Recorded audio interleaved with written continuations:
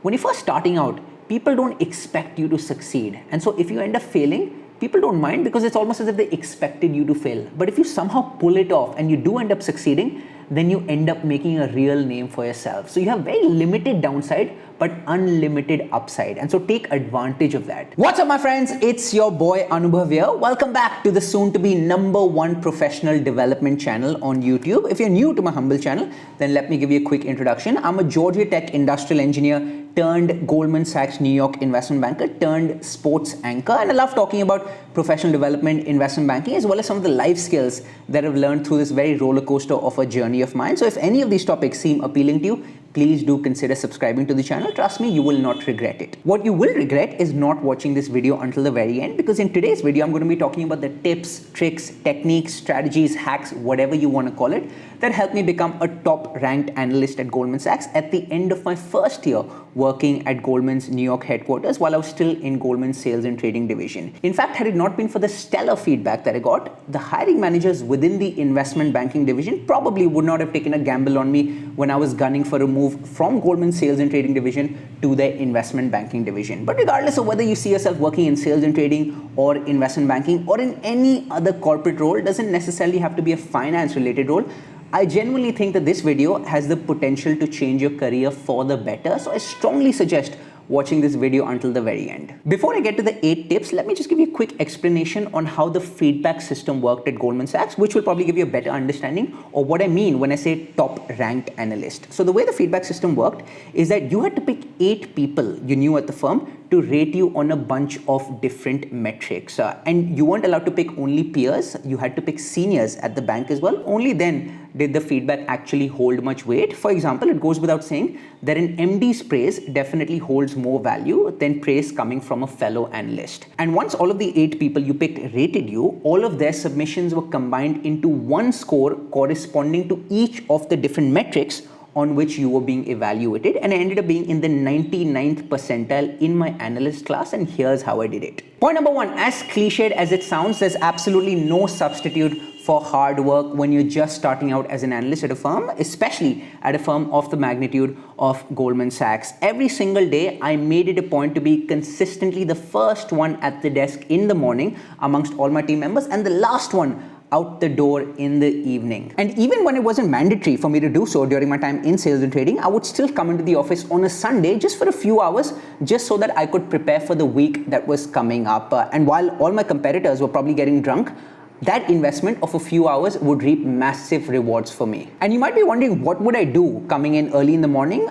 I would spend about 45 minutes to an hour just catching up on the financial news. So I would go through Bloomberg.com, the Wall Street Journal, the Financial Times, because not only would this help me further my understanding of finance, but it would also allow me to actually contribute to meetings and discussions as opposed to just staying quiet and mum during those meetings. Speaking of contributing to meetings and discussions, that's a beautiful segue to my next point, which is that you have to learn to speak up and ask questions, even though you might be very nervous and hesitant to do so. It takes a lot of courage to come out of your comfort zone on a consistent basis, especially when you feel that everyone else around you is much smarter than you are. But I'd rather make a fool out of myself trying than not try at all. And with more and more repetitions under your belt, you just become a lot more comfortable being uncomfortable, as is the case with anything challenging that you do in life. And if you've actually done your homework before meetings, then you automatically feel a lot more confident. They used to repeatedly say at Goldman Sachs that confidence stems from preparation. Point number 3, always stay humble, regardless of how well you may be doing, regardless of how much others are praising you,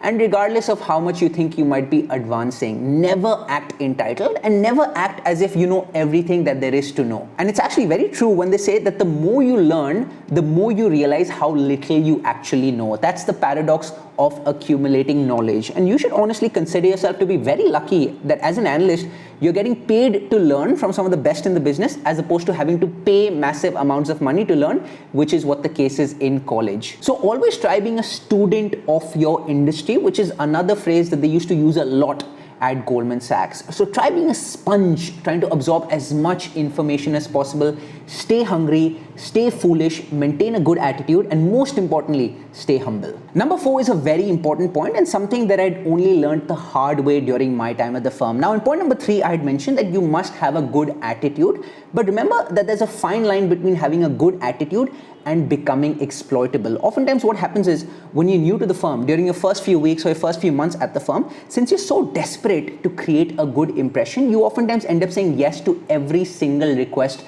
that comes your way. As a result of which you end up getting pulled in a million different directions, and you might feel as if you're doing a lot of work and you're working hard, but you're only making this much progress in a million different directions as opposed to making solid progress in 1 or 2 directions only. And so you have to pick your battles really wisely, and trust me, this will only come with experience and with you making the same mistake over and over again. But as much as you may want to keep every single person happy and cater to every single request that comes your way, it's impossible to do so. Not only will you drive yourself crazy, but you'll end up half-assing a million different things that are on your plate, and the people you're trying to make happy will be left angry. And so you sometimes have to tame your ego and ask yourself, okay, what are the 2 or 3 different things that are most important for me to work on? You work on those and you say no to everything else. And you don't necessarily have to say no in a rude manner. You can simply say that, look, these are the items that I have on my plate currently that are somewhat urgent, that are keeping me busy. But as soon as I'm done with these, I would love to be able to help you in any way possible. And by saying no to the trivial many and choosing to work on the vital few instead,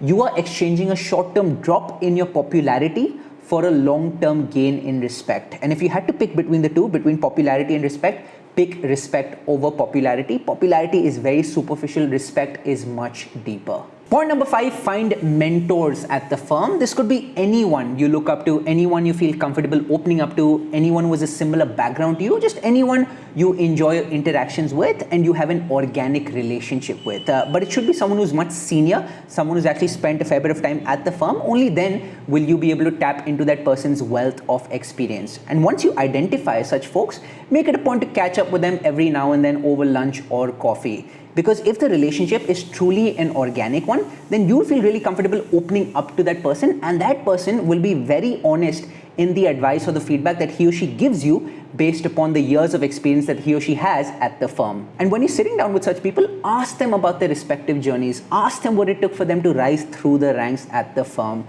Talking to someone who's already been there, done that, proves really beneficial, especially when you're first starting out as an analyst. And who knows, maybe some of these mentors may know your manager as well and may end up relaying good feedback about you to your manager based upon some of the interactions that they've had with you. Point number 6 is very similar. Always seek feedback, especially constructive criticism from your manager. My manager and I would meet every other Friday for a one-on-one, and I would not only ask him what I'm doing well, but also aspects that I could improve on, and then later make a conscious effort to address those aspects that I could improve on. Because it's totally fine to not get it right from the get-go, but it's unacceptable to not do anything about it and just let things be the way they are. Point number 7 is that you shouldn't always be uptight and formal and always in work mode. It's good to laugh around, it's good to joke around a bit, it's good to spend time outside of work with your team members, because if you end up coming across as a one-trick pony, meaning someone who's only good at his or her work but doesn't really have any other side to his or her personality or doesn't really have any interest outside of work,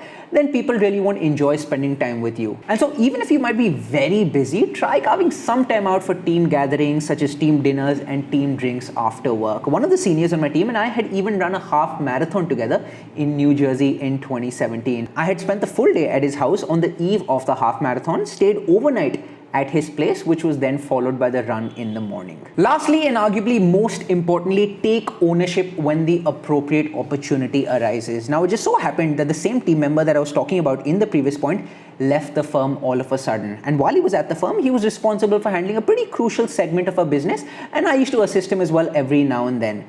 Now, when he left, instead of actually shying away and waiting for someone else to take over in his absence, I took it upon myself to take charge. Was it easy? Not at all. Oftentimes I was completely clueless about what to do, but I knew that by just spending time digging around and by trying to find the people who may have the answer, I will eventually get to the answer. And that's the beautiful thing about Goldman's work culture as well, which I talk about in this video. If you need the answer to a question urgently, people will stop what they're doing to try and help you. And so despite it being anything but smooth sailing, the satisfaction that I got when my manager told me that he now completely trusts me to handle that segment of the business is honestly hard to describe in words. See, what a lot of people honestly don't realize is that when you're very early in your career, the risk to reward ratio is honestly skewed in your favor. And what I mean by that is, when you're first starting out, people don't expect you to succeed. And so if you end up failing, people don't mind because it's almost as if they expected you to fail. But if you somehow pull it off and you do end up succeeding, then you end up making a real name for yourself. So you have very limited downside, but unlimited upside. And so take advantage of that. The other thing that you should be taking advantage of is the wealth of experience around you, especially at a place like Goldman Sachs. See, even if you don't have the answer, you know that someone or the other does have it. And so your job is to just find that person who has the answer as opposed to doing any of the complex analysis yourself. And so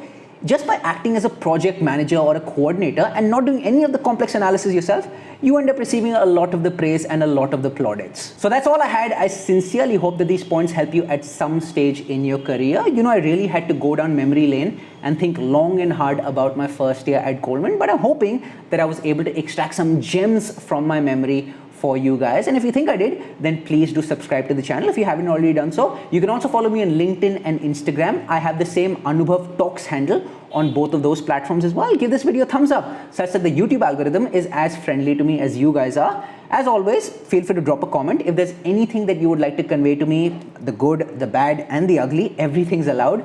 Until next time, stay safe, take care, keep smashing it, and cheers.